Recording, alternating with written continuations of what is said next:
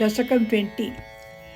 प्रियव्रतस्य प्रियपुत्रभूतात् आग्नेयराजादुदितो हिनाभिः त्वां दृष्टवानिष्टदमिष्टिमध्ये तवेव तुष्ट्यै कृतयज्ञकर्मा अभिष्टुतस्तत्र मुनीश्वरैः स्वं राज्ञस्वतुल्यं सुतमर्प्यमानः स्वयं जनिष्येगमिति ब्रुवाणस्थिरो दधा बर्हिषि विश्वमूर्ते नाभिप्रियायामतमेरुदेव्यां त्वमंशतो भूर्वृषभाभिधानः अलोकसामान्यगुणप्रभाव प्रभाविता शेषजनप्रमोदः त्वयि त्रिलोकी भृतिराज्यभारं निधाय नाभिस्सगमेरुदेव्या तपोवनं प्राप्य भवन्निषेवि गतः किलानन्दपदं पदं ते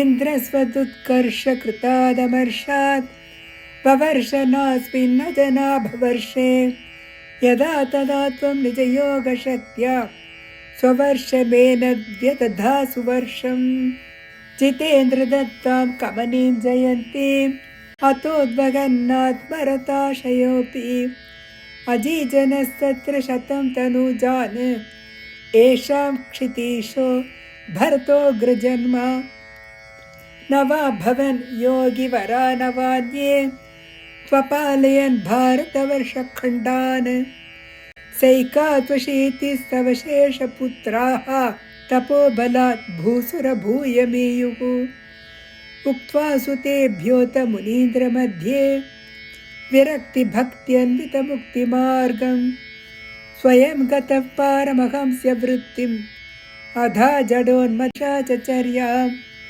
परात्मभूतोऽपि परोपदेशं कुर्वन् भवान् सर्वनिरस्यमानः विकारहीनो विचचारकृत्स्नां महीमहीनात्मरसाभिलीनः शयुव्रतं गोमृगकाकचर्यां चिरं चरन्नाप्य परं स्वरूपं दवाहृताङ्गः कुटकाचले त्वं तापान् ममापाकुरुवातनाथ। श्रीहरये नमः।